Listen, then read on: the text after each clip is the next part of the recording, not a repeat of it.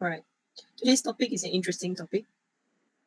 It does come out for final exam quite frequently, right? It is interesting in the sense that it is. I want to point out something before, we start. Some notes that I want you to take note of. Some points I want you to take note of. If you look at the kinds of questions that come out for final exam, okay, look at the questions.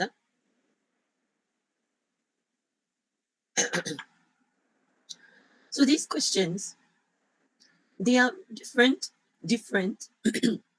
from questions that are related to democracy rankings per se. All right, there are two different things actually. Can you please write that down somewhere?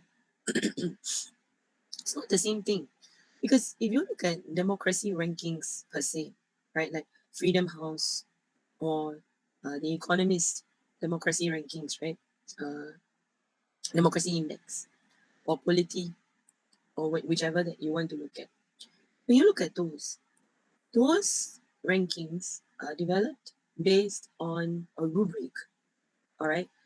A rubric that looks at things like civil liberties, it looks at things like political liberties, political liberties.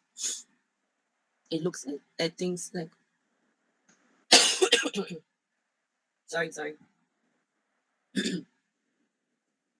It looks at things like civil liberties, political liberties, elections, the way elections have been carried out, whether they are free and fair. It looks at things related to, like say, incumbent or dominant political party, whether there's been an alternation of power, things like this. Media freedom, press freedom, any kind of major event that has occurred, any kind of major event that has occurred. Say, for example, in the case of Malaysia, when you looked at 2018, 2019. So 2018, 2019, there was a lot of political upheavals in Malaysia, right? You had the elections that basically signaled an end at that point to the usual dominance of Barisan Nasional. And you had an alternation of power, the Pakatan. And then you have other things like, say, weak governance or weak governance or things like corruption, like a big scandal and so on, like 1MBD. So these kinds of events then impact on the democracy rankings. But these democracy rankings are based on a rubric that are examined by these independent, ranking houses or social scientists and so on. It's not an indicator per se, right, of what citizens feel about democracy in their country. So they're two different things actually. Citizens' perceptions of democracy in their country may be somewhat sorry, let me repeat that. Citizens' perception of democracy in their country may be somewhat linked to the democracy rankings because it's related to things like alternation of power or media freedom, for instance. But they're a separate set of rankings, right, related to satisfaction. So things like this, World Value Survey, right, or the Pew Research report. I've given you the link for one of the more recent Pew Research reports on democracy. It is in the slides. Where is it? It is in. It is on slide 23, right? So those are the ones that you need to pay attention to. Okay, so please do not, arbitrarily link the idea of the democracy ranking, right, in Freedom House, in democracy index, and say that, oh, a particular country has slipped in democracy rankings. That is a rubric, right? And there are a lot of accusations as well relating to who comes up with that rubric, right? So if that rubric is one that is formulated and developed, sorry, formulated and developed by Western centric agency, then your non-Western countries that do not fare well on the rubric, you also need to take that with a pinch of salt. Okay, so that's one very important thing. All right, hold on. Let me finish explaining all of these things first, okay, before I answer any other questions. And then, secondly, right, look also at the focus of the questions. In all of the exam questions, right? Okay, the idea is really to explain or define what the meaning of satisfaction with democracy actually is. And that definition of satisfaction with democracy, when you will see it in your lecture notes, right, it is highly contested. Meaning that there's disagreement among all of these different scholars on exactly how do we define satisfaction with democracy. What are the factors that we take into consideration when we define satisfaction with democracy? So basically, there's almost like a quibble, an argument or a disagreement among scholars, right, as to how do we measure satisfaction with democracy, right? Is it when people say that they are not satisfied with democracy in their country? Is it a reflection of not being satisfied with economic performance? Meaning, are they linking the performance of their country and the benefits that they reap or not reaping enough of as citizens? Are they equating that, means performance of the country, yeah, or performance of the government? Are they equating that to satisfaction with democracy? So the question is about, do people understand the meaning of democracy, right? And when they say, I'm satisfied with democracy, meaning, are they satisfied with the way the government is performing? So there's this query or this quibble argument, right? That there are different ways to understand what is the meaning of satisfaction in democracy. Then you also need to consider another major issue, right? What are the factors that impact on satisfaction in democracy? So when you look at slide 31, these are the four main factors that can help us identify what do people actually mean when they say they're satisfied with democracy, right? So this is how we understand, okay? So when you write your exam answer, can you please write it down somewhere in the lecture notes? If you write an answer on satisfaction in democracy, why are there higher levels of satisfaction in democracy in some years? Why are there higher levels of satisfaction in democracy in some countries? Why do people look at economic performance, or why do people look at governmental performance in terms of accountability and representation, right? So how does this impact how does this impact on levels of satisfaction in democracy? So any exam answer that is on this topic, you need to do, you must have two main things. Number one, clarification on definition of satisfaction in democracy. So number one, I repeat, clarification of what is definition of satisfaction in democracy. Okay. Number two, what you also must have are these four explanations that help us understand variations. Let me type it out in the chat for you so that you don't miss it. Okay. Give me 1 second. Let me type it out. Any exam answer on this topic. Wait,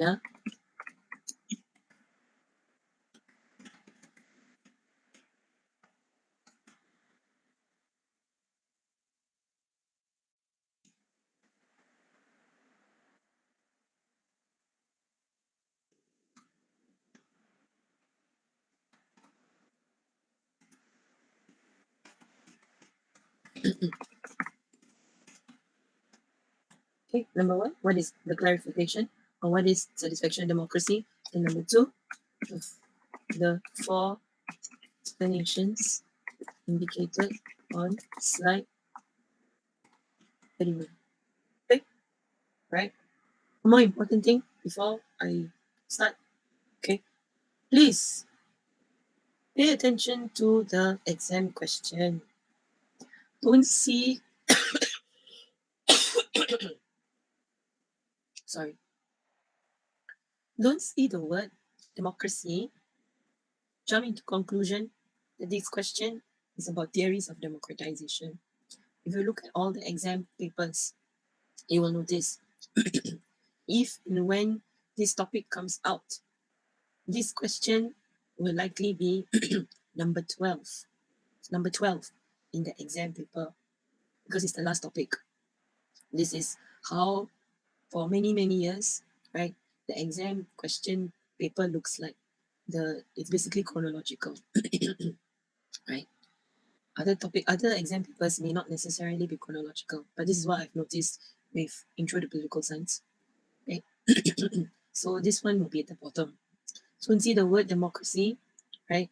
And then start asking, then start jumping into conclusion, right? That this one is on the theories of democratization. It's different. This one is about satisfaction in democracy. We do look at the idea of World Value Survey. We do look at the definition of democracy. Yes, I agree, right? But this is not the time to bring in those arguments about civic culture and establishment of democracy and strategic bargaining and so on. You maybe will see some ways to include some of those ideas, like people can only be satisfied with democracy if democratic institutions are established, if there is civic culture. Because the logic here is that if there is civic culture, that means everybody is oriented towards the political system.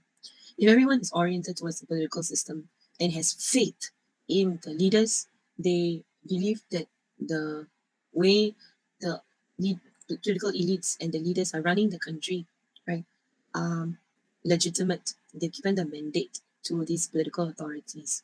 Then, of course, they will be satisfied with democracy. So, if you do include the ideas of, say, democratic institutions as a result of strategic bargaining, that means it's a cementing of democracy, right? Or if you do include the idea of people being able to appreciate democracy because they've crossed this economic threshold, or people being satisfied with democracy because there's a high level of civic culture, these are all the outcomes of democratization. So the logic here is not to explain the theories per se related to civic culture, like how do we understand civic culture? How do we understand democratization? In this chapter, we are assuming that we are assuming that democratization has already occurred.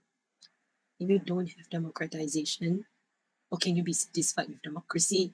Correct. So this chapter is not about how democratic institutions are established. It means the process. We're not looking at that. We're looking at once these are established, right? Are people satisfied or not? So the concern, right, is about people's response to the institutions of democracy. Can you see the difference? Are we clear on this? Can I have some response in the chat? Are we clear on the difference between the two and how we use the idea of civic culture or institutions of democracy and so on? Can you see the difference between the two? Everyone understand? Yeah? Okay. Are anybody don't understand? No, you don't understand? Please tell me now. Yeah, I repeat.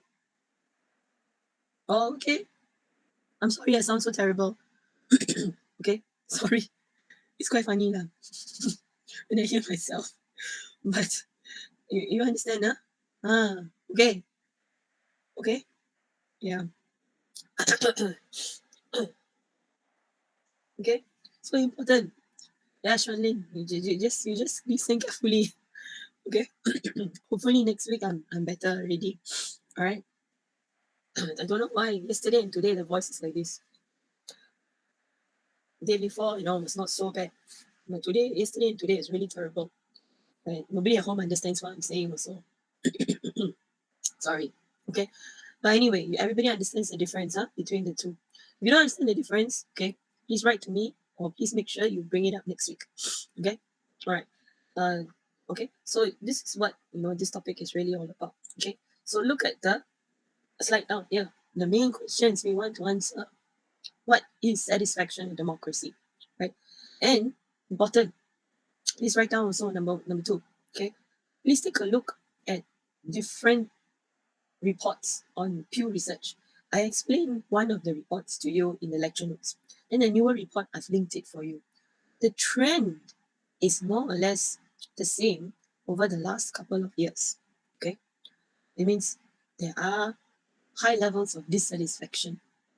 But over the last 2 to 3 years, these high levels of dissatisfaction are affected by COVID-19 pandemic. Okay, and the logic is that the COVID-19 pandemic has severely affected economies. Correct? So here is where you have to pay attention, right? In terms of current developments. So COVID-19 pandemic has affected economic development. If COVID-19 pandemic has affected economic development, right, is whether citizens are satisfied with democracy in terms of looking at how the country has performed over the last couple of years. COVID-19 pandemic has affected the way citizens look at their countries. Are citizens, right, satisfied with the way their country has handled the COVID-19 pandemic, right? Meaning, is there a scenario where citizens feel that, hey, my country did not deal with the COVID-19 pandemic carefully enough, or they have suppressed all our freedoms? Don't let me go out and eat with my friends. Don't let me meet my family. Make me wear mask, right?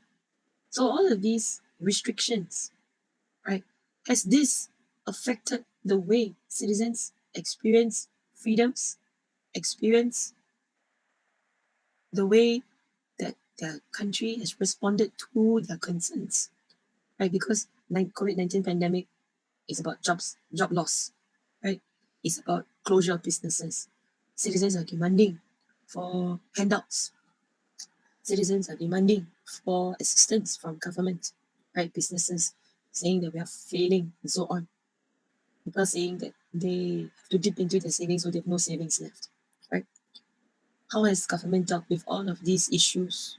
And then subsequently, how do citizens feel that their concerns have been met? And whether their concerns have been met will then impact on the way they feel satisfied with the way government has functioned, right? So that's the logic down here. So you need to pay attention also to the newer statistics, right? And I would think that any answer in the exam relating to this topic would make mention of the COVID-19 pandemic, the impact that it has had on citizens, right? And also, if you look at Europe in particular, right, in some other states, okay, but Europe in particular, what do you see as a common response, whipping up of sentiment in Europe? Who are the ones that whip up sentiment? Is your far-right political parties or your anti-establishment political parties. And how these anti-establishment or far-right political parties have whipped up sentiment to point out discrepancies or problems, right, with government in the era of COVID-19, right? So these kinds of things are things that you need to pay attention to when you're writing this exam answer. Understand? Right? So it's what I mentioned just now, right? It is number one, definition of what is the meaning of satisfaction in democracy. Number two, right, it's the four main points that I highlighted. That's on slide 31. Find a way to integrate, right, some of these statistics that I'm showing you as well. Some of these interesting cases, like Russia is a very interesting case. China is an interesting case also. Okay, so people will not even acknowledge that China is a democracy. Okay, fine, never mind. But when we look at the Pew Research report, people are satisfied with the way institutions look like in China. Right? This report tells you that, hey, you know, a good proportion of the population has indicated that they feel that the amount of democratic institutions in China is just right. In Russia also, some of them say we need a special kind of democracy, not the Western type of democracy. We're satisfied with a particular version of democracy that caters to our interests, caters to the way Russia looks like. Right? So these are some of these interesting arguments that you want to take a look at. I've supplemented a fair bit, right? Okay, in the lecture notes to give you some ideas, for the other cases. All right. Okay, wait. Does it mean that a country doesn't have to be Western democratic for people to be satisfied? No, because different countries have different structures. We've already established this notion that what we claim to be Western notions of democracy doesn't sit well with the whole world. Number two, Western countries, right? Even in Western countries, like say in the US, right, which is seen to be a bastion of democracy, land of the free. In those days, in the recent times, there's a growing disillusionment with democracy and democratic institutions in the US, in Canada, in what's Australia, right? So that is a scenario, right? So that's why I say it's a nuanced way of looking at it. That's why I say that, think about it like they claim, I'll look at that later. They claim that, remember Huntington claimed, what did Huntington claim about non-Western countries, particularly Islamic civilizations? He said, remember we did this argument, right? So he said that, these Islamic organizations, Islamic civilizations, or Islamic countries, or countries with very high levels of Islamic populations, or Hindu populations, Buddhist populations, but, the Islamist ones were the ones that were targeted in Huntington's discussion. Say that democracy cannot take root in all of these countries. Why? Because they observe the word of God. They are patrilineal, paternalistic. The power of men, is very strong. Their ideals, democratic ideals, do not sit well. But if you look at the Pew Research report, look at the number of countries in the Middle East that have experienced democratization, that have democratic institutions. People want more. People feel that this is the kind of institutions and political structure they want, right? Okay, so it doesn't have to be a Western country in order for people to be satisfied with democracy. Of course, those that are in the Nordic countries, like Sweden, and Switzerland, Norway, they always experience higher levels of satisfaction compared to all of us. Migration goals, right? Right, those countries. But that's the rationale. So we cannot make an assumption. Only Western countries have populations that are satisfied with democracy. Okay, so that's one. Lionel's question: causes of low level of satisfaction democracy lead people to believe non-democracies are better. No, I didn't say that either. The thing here is that I notice a lot of students, like to look at things in a very dichotomized way. Just because it means that just because some non-democracies have experienced satisfaction with democracy, it doesn't mean that people automatically believe that non-democracies are better, right? It is a nuanced situation. In some cases, it comes down to the fact, Lionel's question, right? Comes down to the fact as what people understand as satisfaction democracy. So, say for example, in a non-democracy, if people believe, right, that even though they are non-democratic, the government has been able to deliver on all of its promises to citizens. It has been able to generate economic growth. It has been able to uh, ensure that citizens have access to public goods and services. Has been able to ensure that protection of its population and its territory. Then those people in that particular non-democracy would be satisfied. But there are other non-democracies that have not been able to deliver on these goods and services, or have not been able to generate economic growth, not been able to give citizens what they demand for. So would people in those non-democracies believe that non-democracies are actually better? Lionel, can you see what kind of slippery slope and rabbit hole you're going down if you come to that conclusion? Lionel, can you see? What you say no is what? Can you see the difference between the two arguments I made?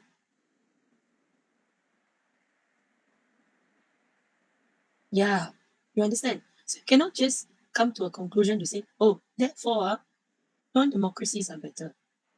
Depends on whether the non-democracy can deliver on its promises, and the promises that it made, right? Is it what citizens wanted? And therefore citizens feel satisfied, right? You understand? what I mean? So you cannot just jump to a conclusion like that. Very important. I find that a lot of students tend to do this. I mean, I'm not neither. I'm not criticizing you. Huh? Please don't take me wrong. It's good that you ask this question in the sense that it gives me a chance to explain in case anybody else is thinking about this, right? So you need to think about it like that, right? Look at what the demands are and how the citizens' demands are responded to by the state. Okay, right? And you, do we have to first determine the level of democracy of the state when bringing it into the case study? Maybe you can just mention, generally, okay, this is, you know, this country has slipped in democracy ranking, so it is considered to be a non-democracy and so on, right? And then you can go on to explain. But I think it depends on what is it that you want to explain, right? Most of the times it's quite easy to identify, like the US is a flawed democracy, for instance, right? And then it corresponds to the way people feel about democratic institutions, okay, right? But like I mentioned, just because a state, yeah, correct, it's a separate relation. That means just because a state has fallen, right, in rankings, doesn't automatically mean that people are dissatisfied with democracy, right? It may be related, but it is not equal to. So that means you cannot look at the democracy rankings and say, this country has fallen, right, in the democracy rankings, and automatically that means that people are dissatisfied with democracy, because there's a different set of rankings and a different way to define. So it's not automatic causation and causation. Understand? Huh? Okay. Right. No, it is. You see, when we say democratic countries and non-democratic countries, right? How do we define them? It's on a continuum, correct? So, say for example, countries like Singapore, are we technically democratic, Amanda? Flawed, right? But according to, say, these democratic rankings, are technically not considered to be democratic. Most people on US, will point a finger and say Singapore is non-democratic, right? But we have democratized, correct? We have democratic institutions. They may not be perfect, right? But we still have elections. Maybe they're not entirely considered to be entirely free and fair by Western standards, but they're considered to be fair to a large extent, right? It's not a case where, say for example, if in Singapore, uh, people of a particular ethnicity are prevented from voting, then of course it's not fair, right? Even though you have elections, correct? So the logic here is that it is not it is not simply only about countries that are considered democratic and non-democratic. It's whether they have democratized. Russia isn't considered democratic, but we're looking at Russia also, right? Okay, so let's go through the let's go through the material, right? Then you will better see, right, how we look at it. Okay, how we understand these ideas applied to the cases. Okay, all right. There was another question in the chat just now. Um,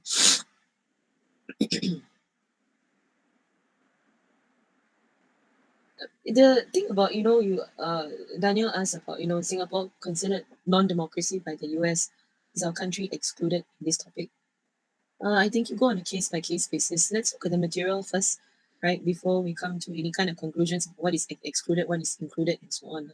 Okay, let's look at the theory behind it first. Okay, right, then we'll come to the other discussions. Okay, all right.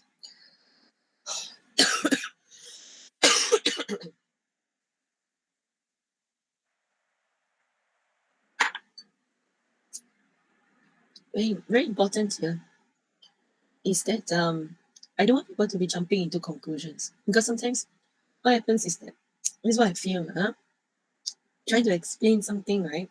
And then all of y'all are thinking about various different things. And I'm not sure whether y'all are following my line of argument or not. And then you're asking different questions, right? That may or may not be resolved subsequently by explanations. So hold on first, right? Let's look at some of the ideas. And then, if you have any queries, right, then we can run through. Okay? All right. I'm not saying don't ask questions. I'm just saying maybe let me settle some of these, concepts first, right? Then we can see how they apply. Okay? Can you hold on 1 second? Okay, never mind, I'll do it later.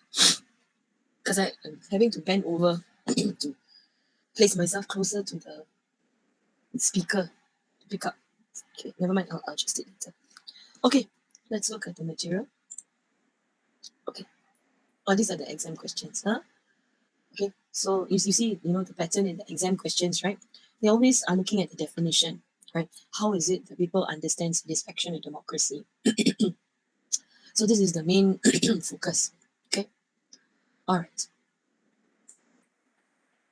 So here, put an asterisk on the last bullet point on this slide, because that is the crux of the topic.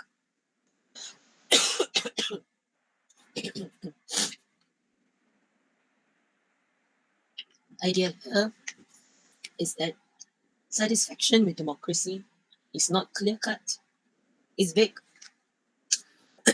means different things in different contexts, meaning different political policy contexts, different environments, different countries, different communities, even different societies, means different things to different people.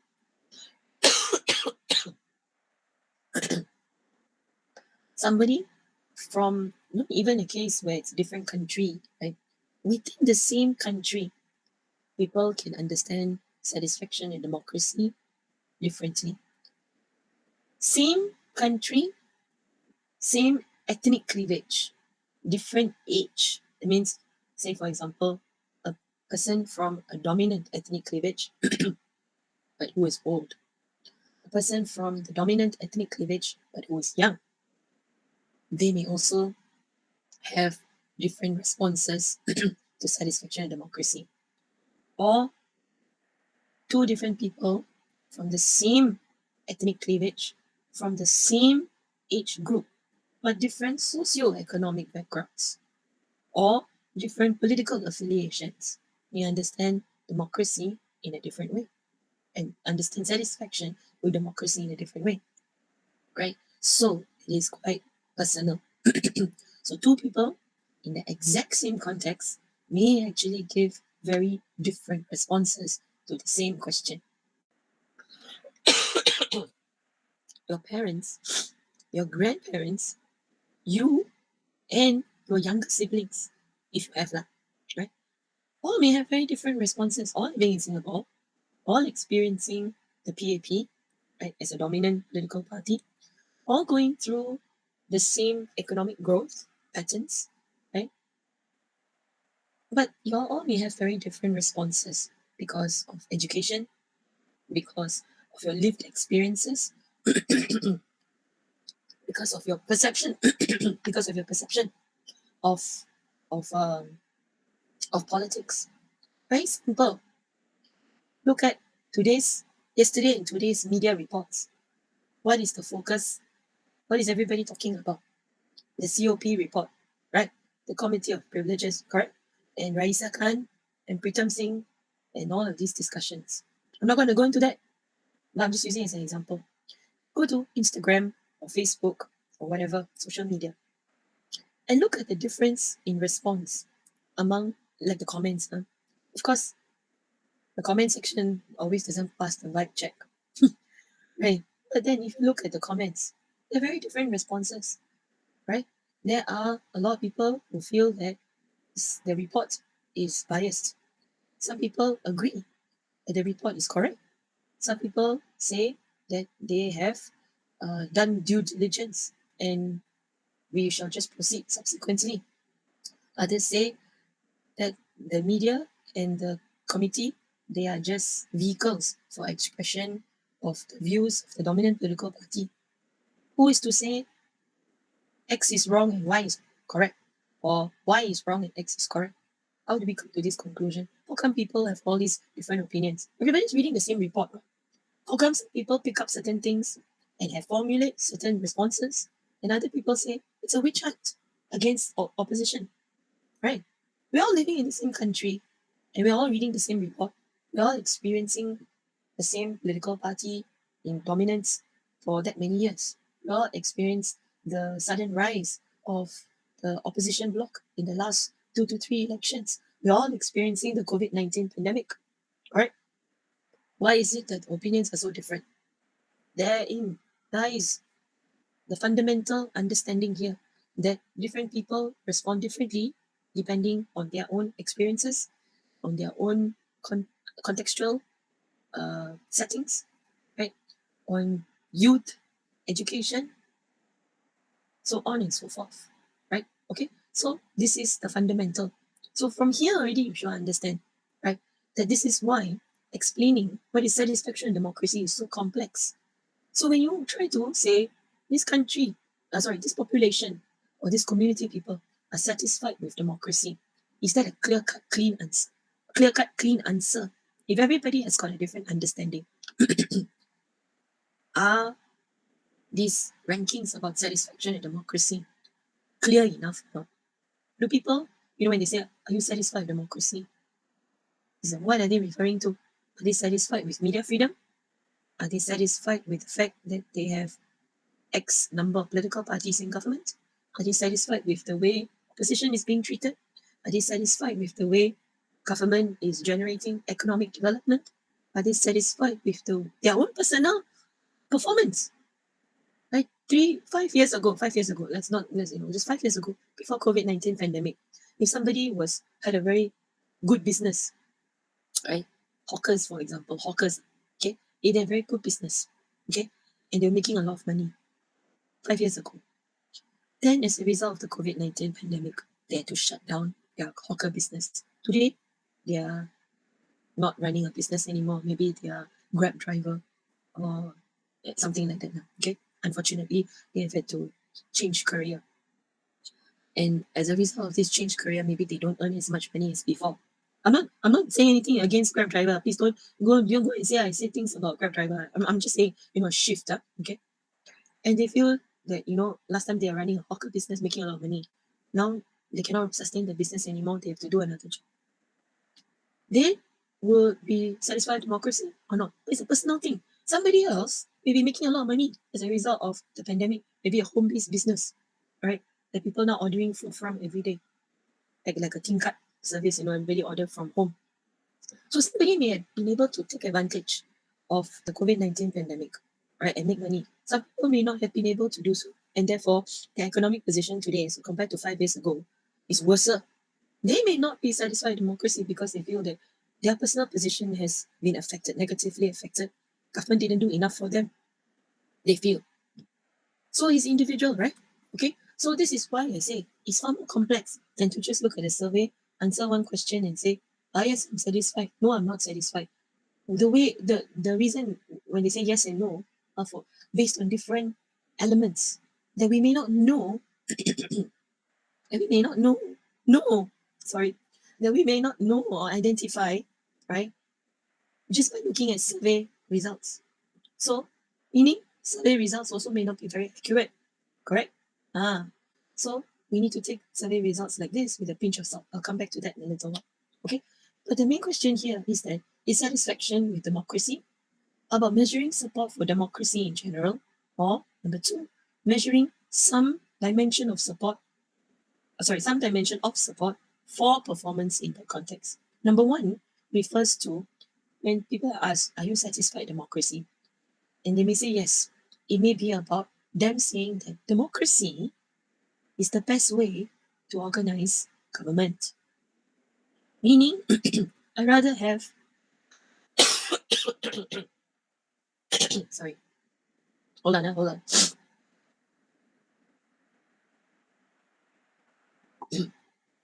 Meaning, when I say I'm satisfied with democracy, I rather have democratic institutions as opposed to non-democratic settings in my country. So I support the idea of democracy and I want democracy in my country. Is that what people are answering? Right? That means I support democratization. I support democratic institutions. Or they could be also saying that I'm satisfied with democracy because I feel that government has performed well. So it's some kind of dimension of support for performance, right? So government has performed well, say, for example, in generating economic growth. And you hold on, all right?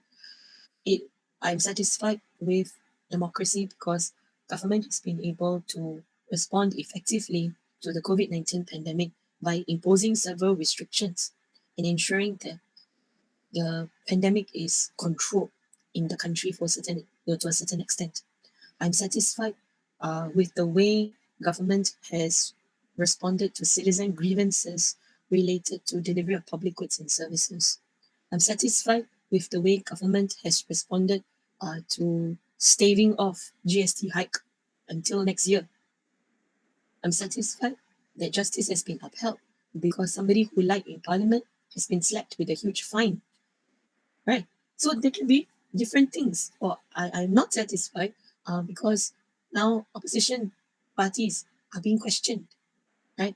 As in terms of their integrity and so on. So it looks like, opposition is being targeted. So different ways to understand support for performance or lack of support for performance, right?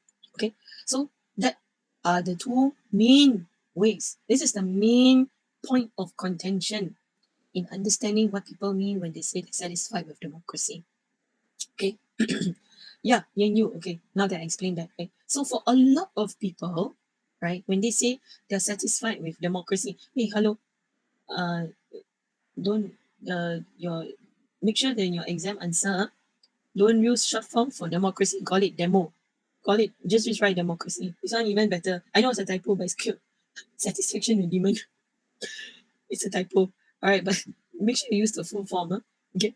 So satisfaction, it's okay. But the logic here, yes, it is true. You're correct. A lot of people, when they say they're satisfied with democracy, right, it's actually about being satisfied with the way government is performing, rather than about democratization per se.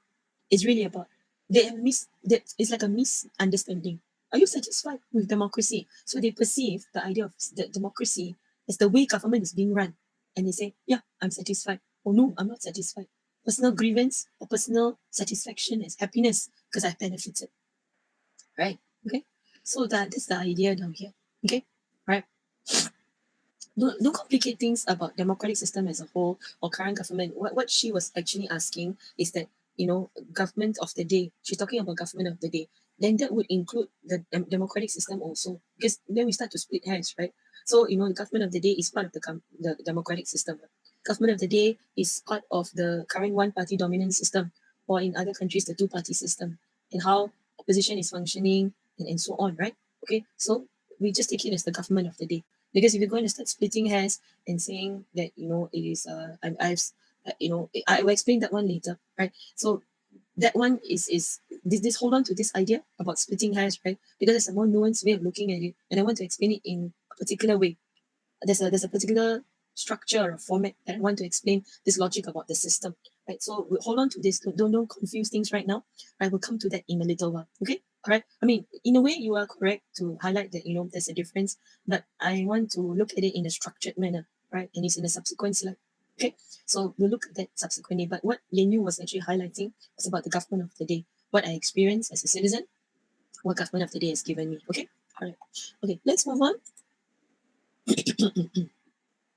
Okay, so when you look at the satisfaction in democracy, right? Okay, like I already mentioned, this one is like a summary of some of the things I mentioned already, right? So it can refer to evaluation of the government in power, how people are happy or not happy, right? Performance on various indicators. So it can be several different things. It can be indices of democracy, right? Things like media freedom, political civil liberties, so on. It can be, say, there's an increase of number of women in parliament, and that makes people happy because it's a representation of their demands, or representation of their own gender in parliament, and they feel that this will translate into policies that will be beneficial to them, right? Egalitarianism, or there's a higher level of equity, more people are able to vote, right? There's no voter suppression, people voting is encouraged, right? Of course, this one will be indicators for countries where voting is not compulsory. So you've got to be careful about which factors you're including as an example, right? This is generic, okay? And the other point also is that, how citizens perceive government to be accountable and representative. So do people feel satisfied that if they do go out to vote, and their vote is effectively translated into public policy subsequently, right? So that means, voting, I vote and it makes a difference.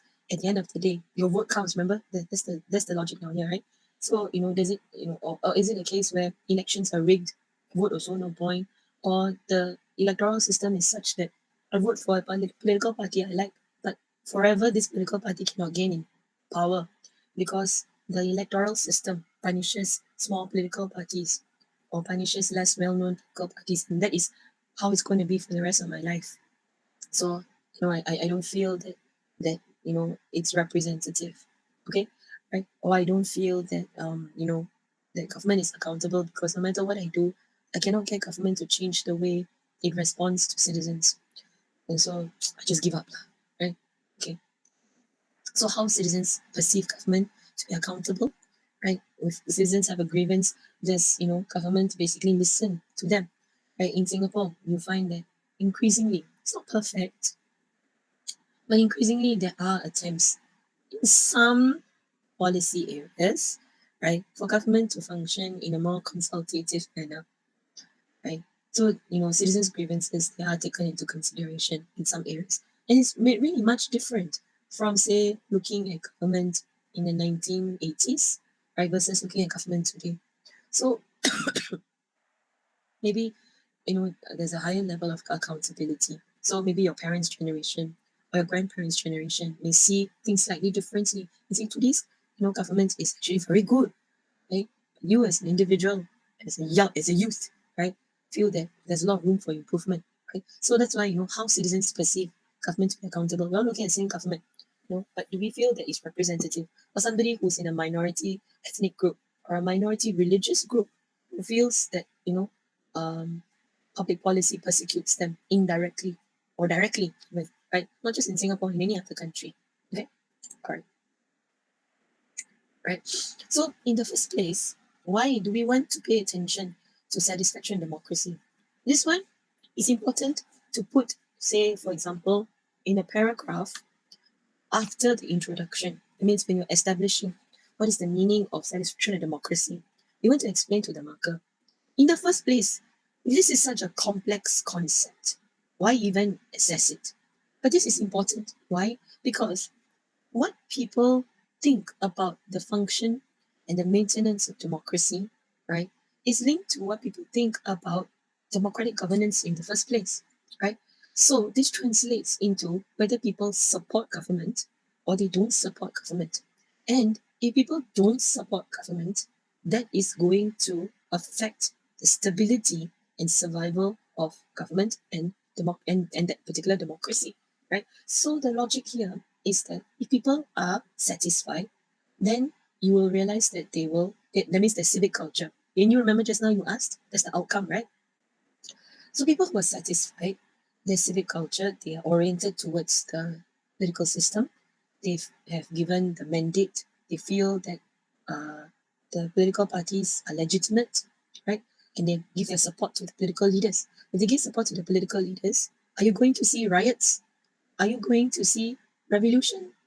Are you going to see upheavals? Are you going to see protests on the street? No, correct? So satisfied citizens would impact the stability and survival.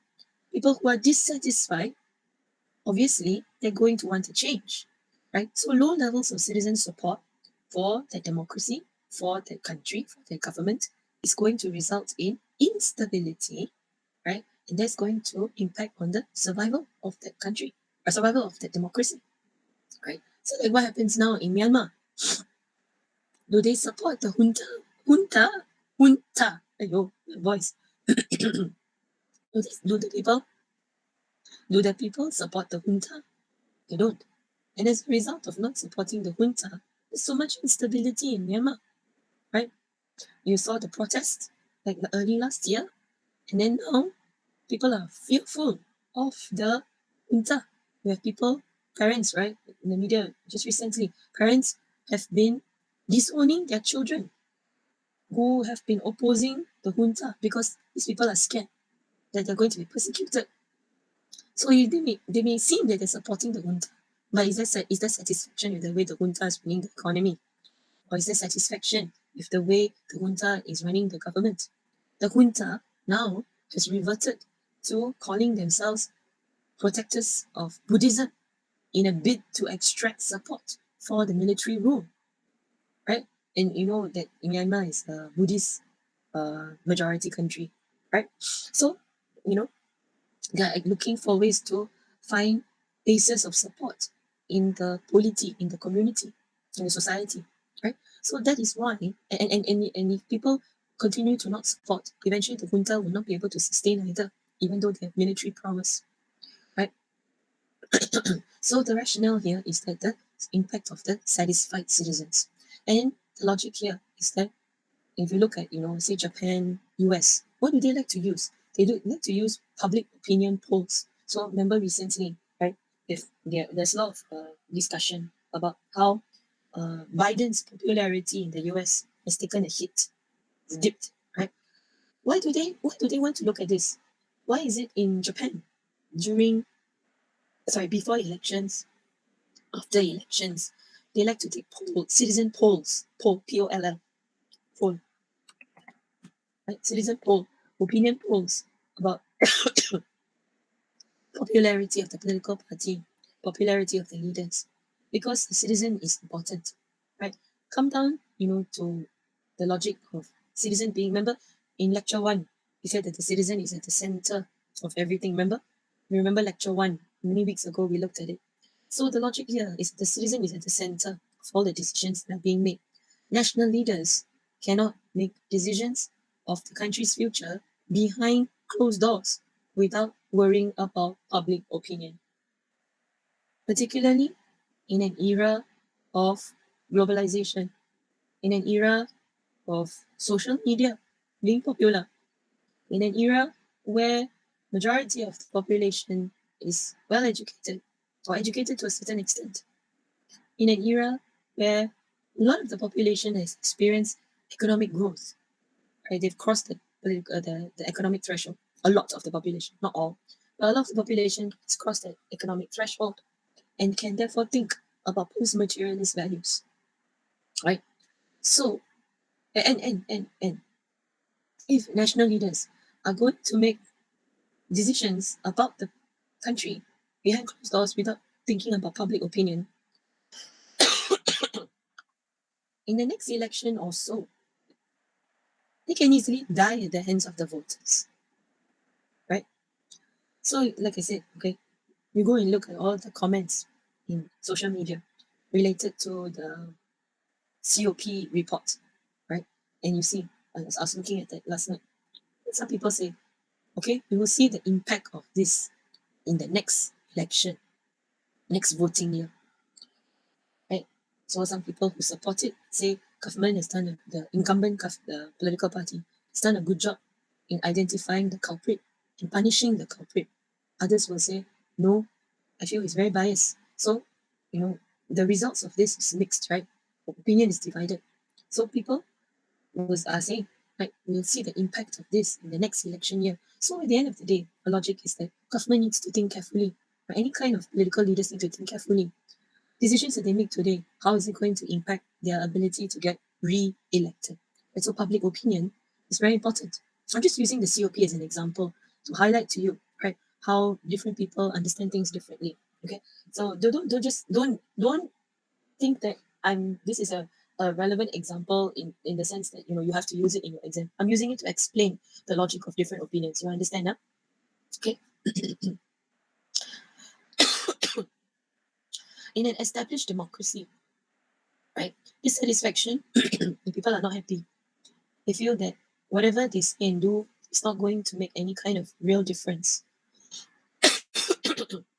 Therefore, why bother to go and vote? Because I vote also no difference, right? So I said don't vote now, right? So it can be a case where they have apathy, they don't want to vote, or they feel that I'm so dissatisfied, I need to do something about it. I need to ask for reform. So it can go two different directions. It's not like a foregone conclusion. Automatically, if you have dissatisfaction among citizens in established democracy, that you will only always see lower voter turnout and higher levels of political apathy. You can see that in some scenarios.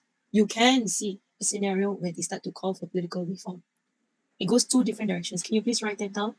Right? Because I do not want people to be saying that you always get only one outcome.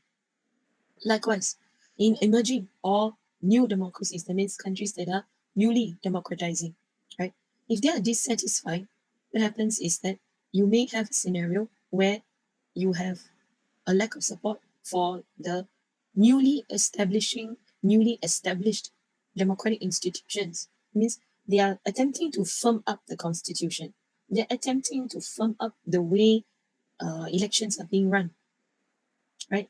But people say, I don't think this is working, and therefore they do not want to support these institutions.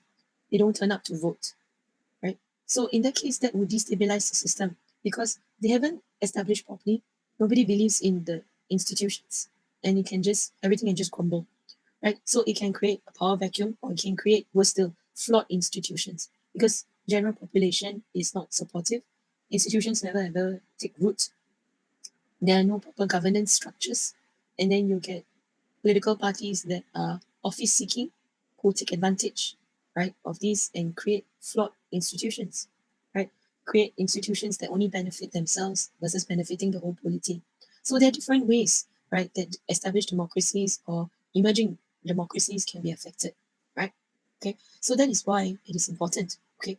And very important also to think about, what are the indicators of democracy? If you look at, like what we discussed in lecture 3 and lecture 4, right? About the objective and subjective indicators of democracy. Is there free and fair elections? Is everybody allowed to vote, right? This tells us whether democratization has occurred. But it doesn't tell us whether citizens believe that democracy is working and that they support it. It just tells us that democratic institutions have been established. That is why I mentioned just now, right, that your democracy index and your freedom house, it just is a rubric to, more or less to discuss whether these democratic institutions have been established, whether these democratic institutions work. But does it tell us anything about whether people are happy about the democratic institutions? They may have very good democratic institutions. Are people satisfied? No? People happy? Are they happy with the outcomes? Well, still, people are saying they're happy or unhappy based on economic performance of the government or based on one aspect of performance. All the more, it won't tell us anything about how citizens perceive what their system of government is like. Everybody clear on this? Understand? All clear? Okay? All right. Hello? Hello? You still here? Okay. Okay, let's do this. Time is it? Okay, I'll take it as 1:15. You go and get your lunch or your snack or whatever. Come back by 1:30. Okay? Take a break now.